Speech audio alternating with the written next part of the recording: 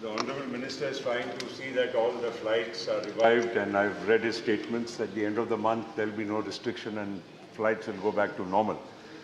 I have only one important observation to make and maybe seek a response, is that the fuel prices, they have touched around $130.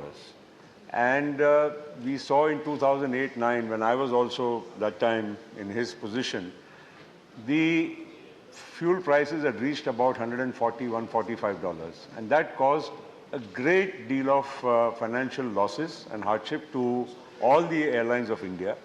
Led to closure also subsequently of some airlines because those losses were very huge. Today, the price of fuel around 130 and the rupee at 77 compared to 40, 45 then would have, and 40% of 45% of operating costs being fuel. I think it is time that the minister, he's trying very hard to reduce tax on ATF, which is levied by the center and the states.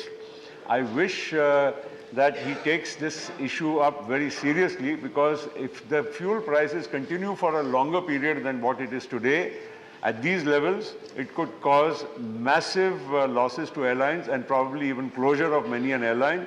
I hope he is aware of it and was taking some concrete positive action in this regard. Honourable Minister to respond. Madam, I'd like to thank the member for bringing up this issue in the House. He's absolutely right that fuel consists of not 45% but close to 37% of the cost structure of an airline.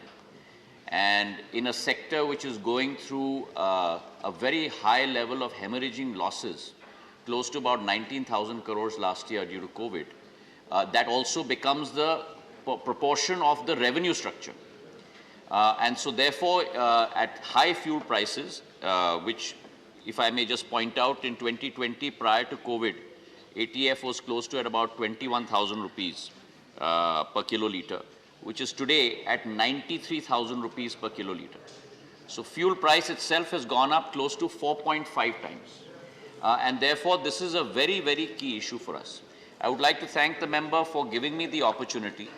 But as soon as I took over in the month of July, and I'd also like to point out that the states charge VAT on ATF ranging from close to about 10% to 30% on this levels of fuel.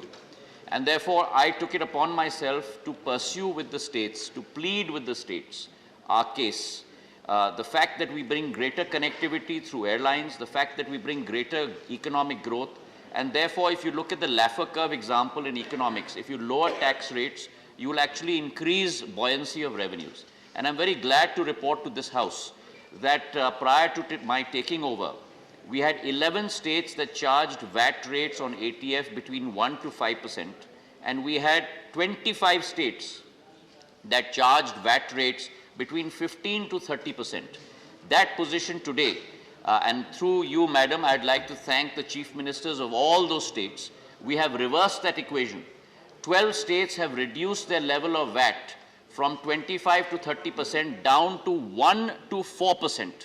Passed cabinet meetings, issued gazette notifications, and today that equation has reversed.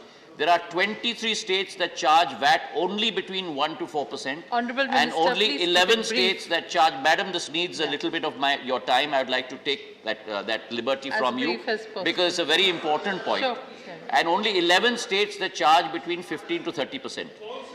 This also calls about the confederacy of states, and I'd like to thank all the chief ministers of those states, large states like Madhya Pradesh and Gujarat and Uttar Pradesh, hill states like Himachal, Uttarakhand, Haryana, our island states like Andaman and Nicobar.